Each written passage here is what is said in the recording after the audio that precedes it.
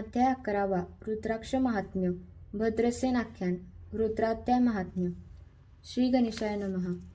जे शिवभक्ती करतात, नित्य नियमाने शंकराची पूजा करतात, शिवलीलामृत ग्रंथाचे आवडीने श्रवण करतात, ते लोक धन्य होत. शिवकृपेने त्यांचे जीवन सफल होते. रुद्राक्ष महात्म्य. महामुनी सूत शौनकादिकांना अद्भुतरम्य शिवलीला वर्णन करून सांगत होता. त्याने कथेच्या ओघात रुद्राक्ष महात्म्य सांगितले. तो म्हणाला, श्रोते हो, जे लोक अंगाला भस्म लावतात, रुद्राक्ष धारण करतात, त्यांची पुण्यही सांगताच येत नाही. ते त्रैलोक्यात धन्य होत. जो सहस्त्र रुद्राक्ष धारण करतो तो साक्षात शंकरच. इंद्रादी देव त्याला वंदन करतात. त्याच्या दर्शनाने अनेक जीवांचा उद्धार होतो. दोन्ही दंडात प्रत्येकी 16 रुद्राक्ष धारण करावे. शिखेला 1 रुद्राक्ष बांधावा. त्यावरून स्नान केल्याने त्रिवेणी संगमात स्नान केल्याचे पुण्य लाभते. दोन्ही मनगटात प्रत्येकी 12 रुद्राक्ष बांधावेत. याप्रमाणे कंठात 32, मस्तकाभोवती 24 तर कानाभोवती प्रत्येकी 6 रुद्राक्ष बांधावे. गळ्यात 108 रुद्राक्षांची माळ घालावी. अशा प्रकारे रुद्राक्ष धारण करणे विशेष पुण्य फलदायी असते. त्यामुळे मनुष्य निर्दोष होतो. एकमुखी रुद्राक्षाचे पूजन केल्याने भाग्यवृद्धी होते. 5, 6, 8 आणि 14 मुखांचे रुद्राक्ष लक्ष्मीदायक असतात. रुद्राक्षाच्या माळेवर जप केल्याने सर्व मंत्र उत्तम प्रकारे फलप्रद होतात. रुद्राक्ष शिवस्वरूप असल्याने त्यांचे पूजन हे शिवपूजनच होय. रुद्राक्षाचा महिमा अतिशय थोर आहे. मी तुम्हाला त्याविषयीचा एक इतिहास सांगतो, ऐका. भद्रसेन आख्यान. भद्रसेन हा काश्मीर देशाचा राजा होता. तो प्रजाहितदक्ष, न्यायी, विवेकसंपन्न व ज्ञानी होता. त्याने लोकांना सुखात आनंदात ठेवले होते. म्हणूनच त्याचे प्रजाजन, नातलग व त्यांच्या राज्यातील ब्राह्मण त्याची मुक्तकंठाने प्रशंसा करीत असत. त्याची पत्नीही सुंदर होती, धर्मशील, प्रतिव्रता आणि मृदुभाषिणी होती. त्याचा प्रधान त्याच्यासारखाच विद्वान, सत्यप्रिय आणि कर्तव्यदक्ष होता. भद्रसेन आणि त्याचा प्रधान परस्परांच्या सल्ल्याने उत्तम प्रकारे राज्यकारभार करीत असत.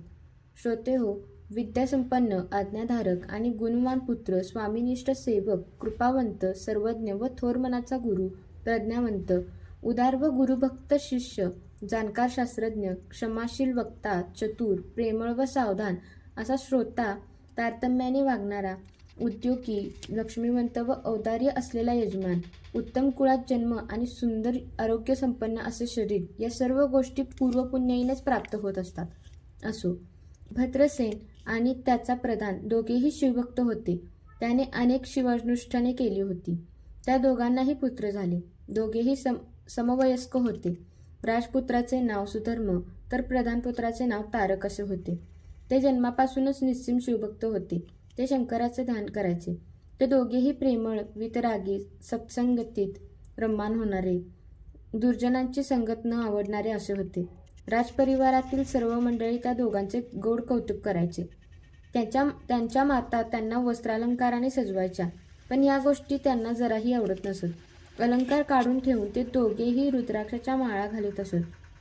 सर्वांगाला भस्म लावणे हे तर त्यांचे सर्वात प्रिय काम होते. ते एकांत प्रिय असले तरी शंकराची पूजा पाहणे, शंकराचे नामस्मरण करणे, कीर्तनात बसून शिवलीला श्रवण करणे यांमध्ये त्यांना विलक्षण रुची होती. 5 वर्षांच्या त्या एवढ्याशा बालकांचे ते जगावेगळेच आचरण पाहून राजा आणि प्रधान यांना मोठे आश्चर्य वाटायचे. त्यांची लक्षणे पाहून दोघेही चिंतामग्न व्हायचे. ती बालके शिक्षा करूनही ऐकत नसत. दोघांनीही त्यांच्या पुढे अक्षरशः हात टेकले. काय करावे तेच त्यांना सुचत नव्हते. अशा परिस्थितीत भद्रसेनाकडे पार्श्व ऋषींचे योगायोगाने आगमन झाले. त्यांच्याबरोबर इतरही तपस्वी ऋषी होते. पराशर हे वसिष्ठांचे नातू व कृष्णद्वैपायन वासनचे पिता होते. ते त्रिकालज्ञानी होते. प्रतिसृष्टी निर्माण करण्याचे अगाध सामर्थ्य त्यांच्यात होते. त्यांच्या पिताशक्ती याला राक्षसांनी खूप त्रास दिला, म्हणून पार्शरांनी राक्षसांचा फार मोठ्या प्रमाणात संहार केला. तेव्हा पुलस्तीने त्यांना विनंती करून राक्षस कुळाचा विनाश थांबवला. त्यामुळे रावणाधिक राक्षस वाचले. महायोगी शुक, ज्यांच्या नातू आहे, ते पराशर भद्रसेनाचे कुलगुरू होते. ते आल्याचे कळताच राजा प्रधानासह त्यांच्या स्वागतासाठी धावला. त्यांना साष्टांग नमस्कार करून आदरपूर्वक प्रासादात नेले. त्यांची षोडोपचारे पूजा केली. आलेल्या सर्व ऋषींचे उत्तम आतिथ्य केले. त्यांना वस्त्रे आभूषणे देऊन गौरवले. मग पार्शरांना आपली चिंता सांगितली. तो म्हणाला, गुरुवर्य, माझा मुलगा सुधर्म आणि या प्रधानजींचा मुलगा तारक साधारणतः एकाच वयाचे आहेत, पण सर्वसामान्य मुले वागतात तसे त्यांचे वागणे दिसत नाही. या दोन्ही मुलांना राजविलास जराही आवडत नाही. दागदागिने घालावेत, उंची वस्त्रे घालावीत, हत्ती घोड्यावरून हिंडावे, मौजमजा करावी, मस्ती करावी त्यांना कधीच वाटत नाही. ते विरक्तासारखे वागतात. कोणाशी फारसे बोलतही नाहीत. अंगावर भस्म लावणे, रुद्राक्षाच्या माळा घालाव्यात, शंकराचे ध्यान करावे असे त्यांचे जगावेगळे विचित्र छंद आहेत. हे त्यांचे वर्तन पाहून मला मोठी चिंता वाटते. ही मुले पुढे राज्यकारभार कसा करतील हेच कळत नाही. आता आपणच काही सांगा. राजाने त्या दोन्ही मुलांना तेथे आणले. त्यांना पाहून पार्शरांनी मंदस्मित केले. त्यांना जवळ घेऊन त्यांचे कौतुक केले. त्यांचे अंतर्दृष्टीने अवलोकन केले आणि म्हणाले, राजा, हे दोघे कुमार शिवभक्त का आहेत ते सांगतो ऐक. महानंदेची कथा. पूर्वी काश्मीर देशातील नंदीग्राम नावाच्या नगरात महानंदा नावाची एक वेश्या राहत होती. बदनालाही मोह पडेल असे तिचे सौंदर्य होते. ती अतिशय श्रीमंत आणि ऐश्वर्य संपन्न होती. तिच्याकडे रत्नखचित छत्र, रत्नखचित दांड्या असलेले चांबरे, रत्नखचित पादुका, बहुमूल्य वस्त्रे, सोन्याच्या रत्नजडित पलंग, चांदीसारख्या शुभ्र आणि मृदू मुलायम अशी शय्या, दिव्य अलंकार, सुवासिक अत्तरे, सुसज्ज महाल, गोधन, महिषी, अश्व, गज, रथ, पालख्या, दासदासी असे सर्व वैभव होते. ती भाग्यवान होती. तिच्या घरी तिचे आई व भाऊ राहत असत. तिचे सुस्वर मधुर गायन ऐकून किन्नर तटस्थ होत. कोकिळ मौन धारण करीत. श्रोते तल्लीन होऊन डोलत असत. तिच्या घरी राजे महाराजे व श्रीमंत लोक येत असत. तिच्या नृत्य कौशल्यास दाद देत असत. महानंदा घरी आलेल्या इच्छुकांना कामभोग देऊन तृप्त करीत असे. वेश्या असूनही ती प्रतिवतेसारखी वागायची. ती एका रात्रीसाठी ज्या पुरुषाची सेवा करायची त्या कालावधीत तोच आपला पती आहे असे समजून वागायची. त्यावेळी ती अन्य कोणाचाही विचार करत नसत. मग भोगेच्छेने प्रत्यक्ष इंद्र जरी तिच्याद्वारे आला तरी उपयोग होत नसे. म्हणूनच तिचा सहवास लाभलेले राजे स्वतःला धन्य समजत असत. महानंदा परम शिवभक्त म्हणून प्रख्यात होती. ती सोमवार, प्रदोष व शिवरात्री आदी शिवव्रते करायची. ब्राह्मणांच्या हस्ते शंकराला अभिषेक करायची. रोज 1 लक्ष बिल्वदांनी शंकराची पूजा करायची. श्रावण मासात कोटिलिंगार्चन करायची. ती उदार होती, दानशूर होती. नेहमी अन्नछत्र चालवायची. याचकांना इच्छित दान देऊन संतुष्ट करायची. भद्रसेना, आता मी काय सांगतो ते लक्षपूर्वक ऐक. महानंदेने आपल्या घरात एक कोंबडा आणि एक माकड पाळले होते. त्यांच्या गळ्यात रुद्राक्ष बांधून तिने त्यांना नाचायला शिकवले होते. तिने आपल्या नृत्यशाळेत एक शिवलिंग स्थापन केले होते. पाळलेला कोंबडा व माकड यांना ती तेथेच बांधून ठेवत असे. महानंदा तेथेच शिवपुराण ऐकायची. शंकरापुढे सप्रेम भक्तीने नृत्य गायन करायची. कोंबड्याच्या आणि माकडाच्या गळ्याला कपाळाला भस्म लावायची. त्यांना कौतुकाने शिवापुढे नाचवायची. अशा प्रकारे तिच्या संगतीत त्या मूकप्राण्यांची शिवभक्ती घडत होती.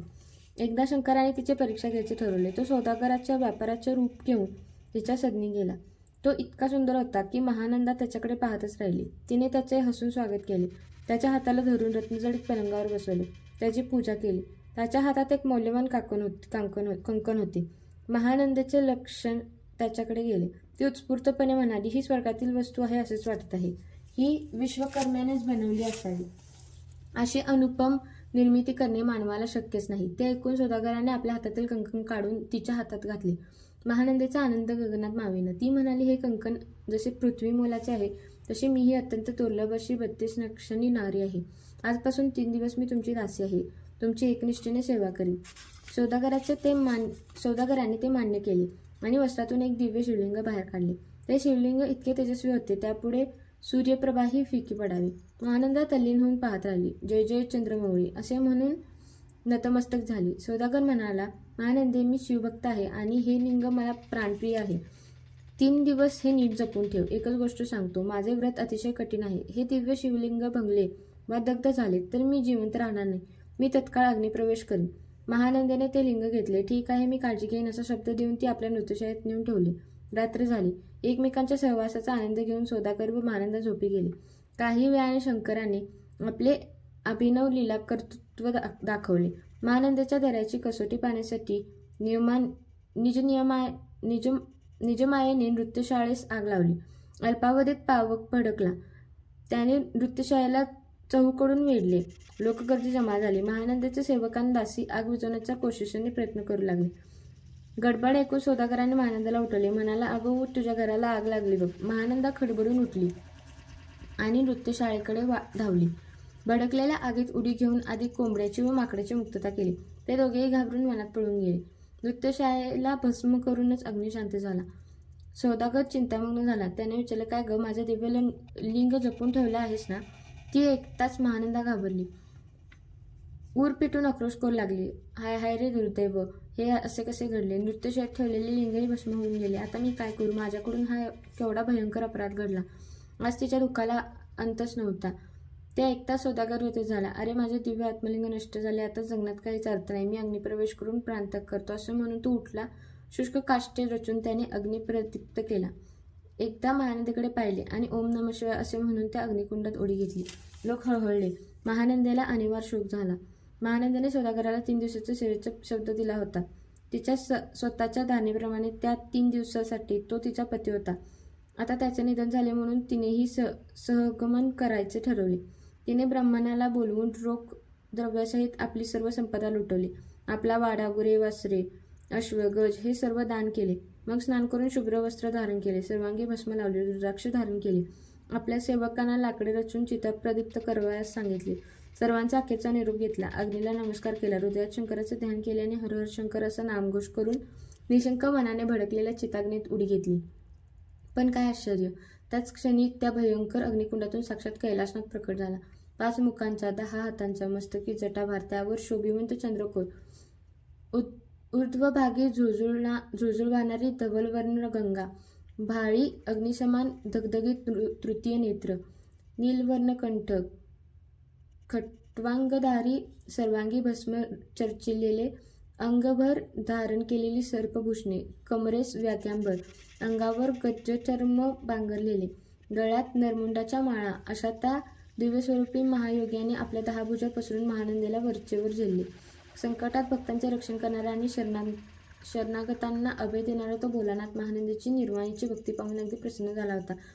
तो तिला म्हणाला, महानंदे, तुझे सत्व पाहण्यासाठीच मी सौदागराच्या रूपात आलो होतो. मी तुझ्यावर प्रसन्न आहे. तू वर माग. महानंद म्हणाले, देवा, तुझ्या दर्शनाने मी धन्य झाले आहे. तुझी कृपादृष्टी अशीच आम्हा बालकांवर राहो. तुझ्याकडे तुझ्या प्राप्तीशिवाय का मागावे? म्हणूनच माझी अशी प्रार्थना आहे की तू माझ्यासह या नगराचाही उद्धार कर. तेव्हा तथास्तु असा आशीर्वचन बोलून तो देवाधिदेव अंतर्धान पावला. तेवढ्यात तेथे एक दिव्य विमान आले. त्यातील शिवगणांनी महानंदा, तिची माता, बंधू व सर्व नागरिकांना त्यात बसवले आणि सन्मानाने शिवलोकी नेले. शिवकृपेने त्या सर्वांना दिव्यरूप प्राप्त झाले. शिवलोकी अक्षयस्थान मिळाले. धन्य धन्य ती महानंदा, तिने आपल्या समवेत सर्वांचा उद्धार केला. निस्वार्थी वर्तन हे शिवभक्तीचे गमक आहे. शिवलोकाची महती. सूत पुढे म्हणाले, श्रोते हो, या ठिकाणी निरुपम सुखाचे आगर असे शिवलोकाबद्दल थोडक्यात सांगावेसे वाटते. त्या शिवलोकात अधिव्याधी नाही. तिथे तहानेचा व भुकेचा त्रास नाही. भेदबुद्धी नाही. काम, क्रोधादी षड्विकार नाहीत. द्वंद्व नाही. दुःख नाही. तेथे काया वाचा मनाची शुद्धता आहे. तेथील जल अमृतापेक्षाही मधुर आहे. तेथे देववृक्षांची विस्तीर्ण वने आहेत. असंख्य कामधेनू आहेत. भक्तांसाठी चिंतामणी जडवलेली सुंदर सुंदर निवासस्थाने आहेत. तेथे शिवभक्तांच्या मुखातून एखादी इच्छा सहज जरी बोलली गेली तरी ती तात्काळ पूर्ण होते. शिवलोक अविनाशी आहे. भगवान शंकराच्या असीम कृपाप्रसादाने तेथे अक्षयस्थान प्राप्त होते. पराकाष्ठेच्या शिवभक्तीमुळे महानंदेला ते पद लाभले. सुधर्मा आणि तारक यांचे जन्मरहस्य. महानंदेच्या उद्धाराची कथा सांगून पराशर म्हणाले, हे राजा, महानंदने पाळलेला कोंबडा आणि माकड यांनी भस्म लावून रुद्राक्ष ही शिवभूषण धारण केल्यामुळे पुढे नरजन्म मिळाला. ते आता राजपुत्र व प्रधानपुत्र म्हणून जन्माला आले आहेत. तुझा पुत्र सुधर्मा आणि प्रधानजींचा पुत्र तारक यांचे विरक्त वर्तन, एकांतर प्रियता, त्यांची भस्म रुद्राक्षादिकांची आवड या सर्व गोष्टी त्यांच्या पूर्वजन्मातील संस्काराचा परिपाक आहे. भद्रसेना हे दोन्ही कुमार डोळस आहेत. 32 लक्षणांनी युक्त आहेत. ते शिवभक्तीचा प्रचार प्रसार करतील. तुमचा उद्धार करतील. ते ऐकून राजा व प्रधान त्यांना परम आश्चर्य वाटले. दोघांनी पराशरांना वंदन केले. राजा म्हणाला, गुरुदेव, असे सुपुत्र आमच्या उदरी जन्मले हे आमचे सद्भाग्य. त्यांचे पूर्ववृत्त सांगून तुम्ही आम्हाला उपकृत केलेत. रुद्राध्याय महात्म्य. त्याचवेळी राजा भद्रसेनाच्या मनात आपल्या पुत्राविषयी अधिक जाणून घेण्याची जिज्ञासा निर्माण झाली. तो पराशरांना म्हणाला, ऋषीवर्य, राजपुत्र सुधर्मा आम्हाला किती नवसांनी झालेला आहे हे आपण जाणता.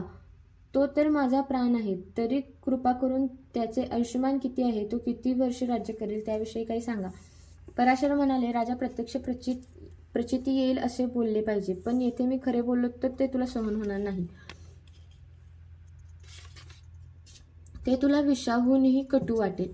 ते ऐकताच तू आणि तुझे सभाजन दुःखी व्हाल. राजा म्हणाला, संकोच करू नका, जे असेल ते स्पष्ट सांगा.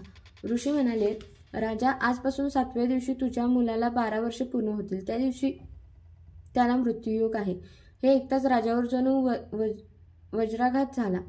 तो कोलमडला, मूर्छित होऊन एकदम धरणीवर कोसळला. प्रधानाला रडू आले. सभेतील मान्यवर दुःखसागरात बुडाले. अंतःपुरातील राजस्त्रियांनी तर मोठाच आकांत मांडला. परशरांनी राजाला सावरले, त्याला सावध केले व म्हणाले, राजा, स्वतःला आवर. धैर्य सोडून कसे चालेल? आता मी काय सांगतो ते लक्षपूर्वक ऐक. जेव्हा पंचमहाभूते नव्हती, चंद्रसूर्य नव्हते, मायामय विकार नव्हते, तेव्हा सर्वत्र ब्रह्मच होते. ते शिवतत्व होय.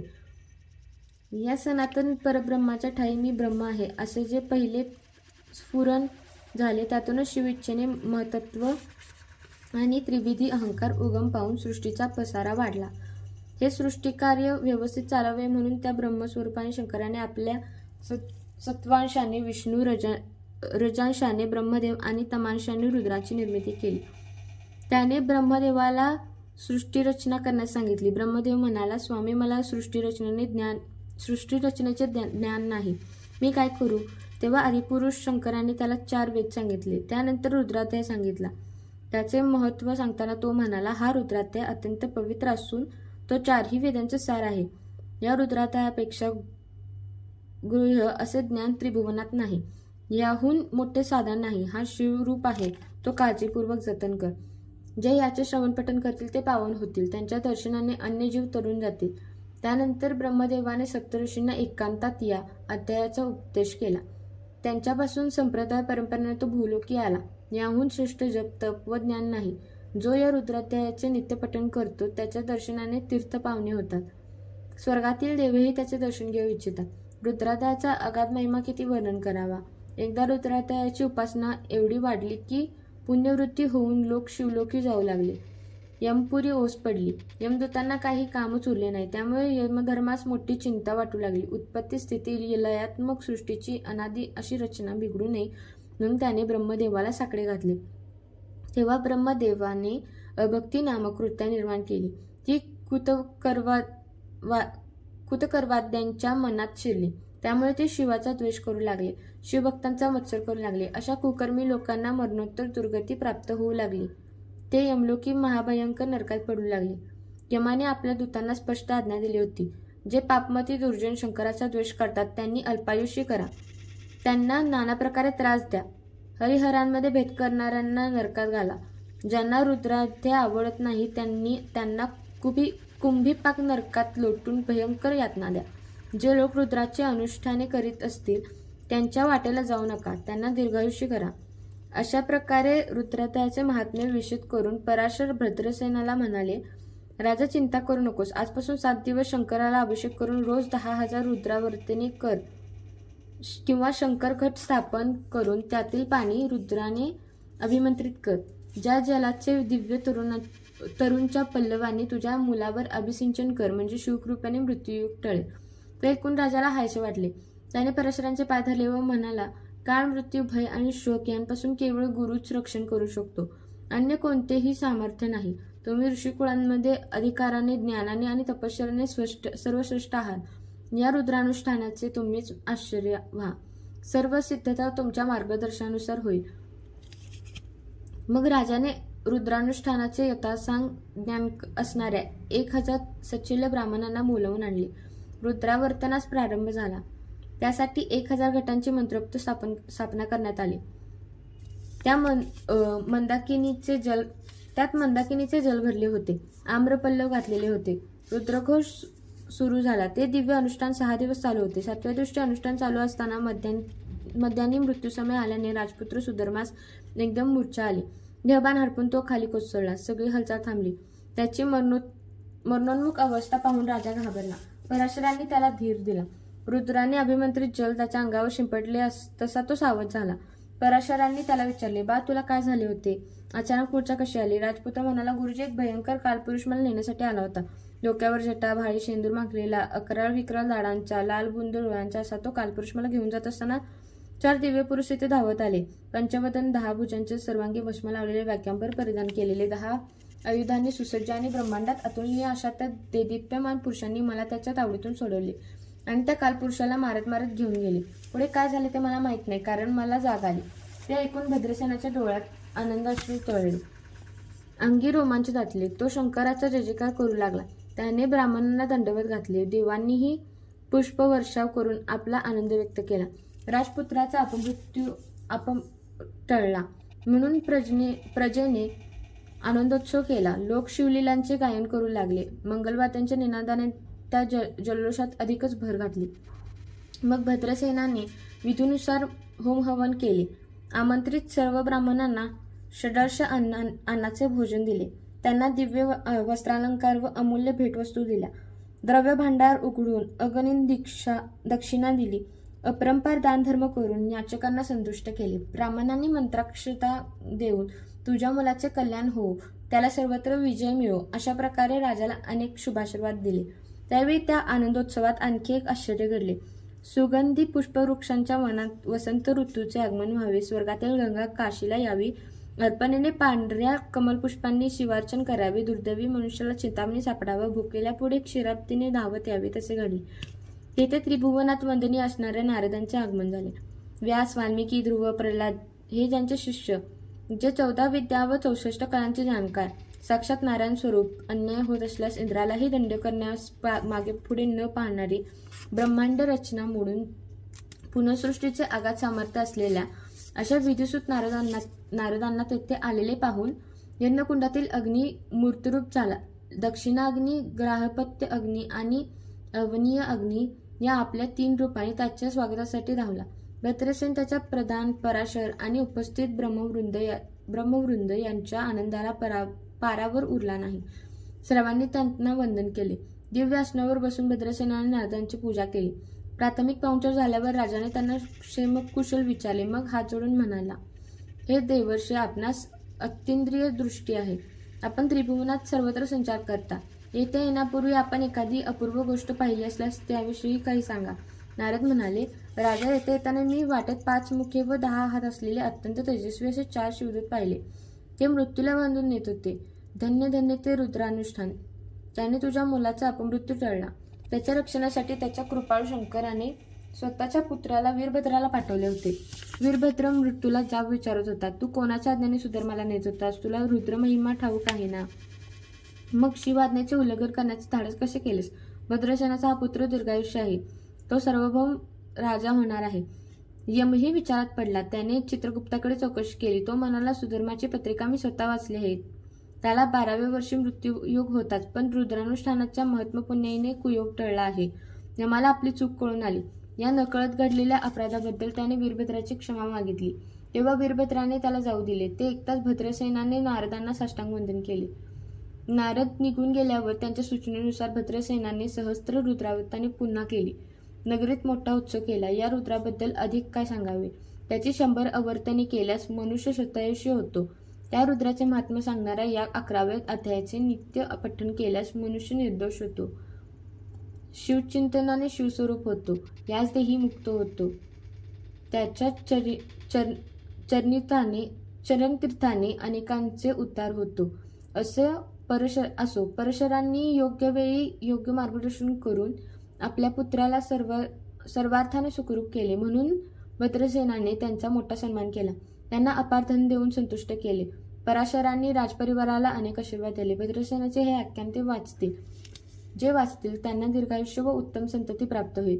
त्यांना कलिकाळाचे भय राहणार नाही. त्यांना शिवलोकात मरणोत्तर गती प्राप्त होईल. या कथेचे भावभक्तीने श्रवण व पठन केले तर 1000 कपिला गायी दान दिल्याचे पुण्य लाभेल. अभक्ष्य, भक्षण, मद्यपान, ब्रह्म इत्यादी महापातके नष्ट होतील. या अध्यायाचे त्रिकाल वाचन केल्याने गंडांतरे दूर होतील. कलियुगात शिवकीर्तनाचा महिमा विशेष आहे. शिवलीलामृत ग्रंथाचे श्रवण पठन रूपी अनुष्ठान केल्याने आयुष्यहीन लोकांना दीर्घायुष्य लाभते. असो, पुढे भद्रसेनाने सुधर्माला राज्याभिषेक केला. तारक यास युवराजपद दिले. त्यानंतर प्रधानाला बरोबर घेऊन तो तपश्चर्येसाठी वनात गेला. त्याच्या उपासनेवर प्रसन्न झालेल्या शंकराने त्यांना दिव्य विमानातूनही सन्मानाने निजलोकी नेले. त्यांच्या इच्छेने ते ब्रह्मलोकात आणि वैकुंठातही निवास करू लागले. शेवटी शिवरूप होऊन कैलास क्षेत्री राहिले. फलश्रुती. कवी म्हणतो, हा 11वा अध्याय म्हणजे एकादश रुद्रांची वाङ्मय मूर्ती आहे. इच्छित फल देणारा कल्पवृक्ष आहे. त्याचे श्रवण पठण केल्याने 11 रुद्र संतुष्ट होतात. जे मृत्युंजय मंत्राचा जप करतात, रुद्राचे अनुष्ठान करतात, त्यांना ग्रहपीडा, विघ्ने, दारुण रोग व पिशाच्य बाधा यांचा त्रास होत नाही. यावर विश्वास ठेवणार नाही तो अल्पायुषी होईल. जो याची निंदा करेल त्या दुर्जनाला स्पर्शही करू नये. दिक त्याचे जीने, दिक त्याची संगती. त्याच्याशी बोलणे म्हणजे महापाप. त्याला घरी आणू नये, त्याच्या घरी जाऊ नये. सिंहाच्या गुहेप्रमाणे ते दुरूनच टाळावे. विष खाणाऱ्यांच्या पंक्तीत बसल्यावर मृत्यू येणारच, म्हणून अशा दुष्टांची संगत टाळावी. ज्यांना संपूर्ण शिवलीला अमृत ग्रंथाचे वाचन करणे शक्य होत नाही त्यांनी हा अध्याय तरी वाचावा. या अध्यायाचे नित्यपठण केल्याने नित्य रुद्रानुष्ठान केल्याचे पुण्य लाभते. त्या उपासकाच्या घरी सुख, शांती व समाधान नांदते. श्रीधराचे स्वामी सद्गुरू ब्रह्मानंद हे शिवस्वरूपच आहेत. ते शिवतत्वच जगाच्या आनंदाचे आदिबीज आहे. ते अभंग आहे, अक्षय आहे. स्कंद पुराणातील ब्रह्मोत्तर खंडात असलेला शिवलीलामृत या महान ग्रंथाचा हा 11वा अध्याय अतिशय गोड आहे. सज्जनांनी तो नित्य श्रवण पठण करावा. अध्याय 11वा समाप्त. श्री सांब सदाशिव अर्पणमस्तु.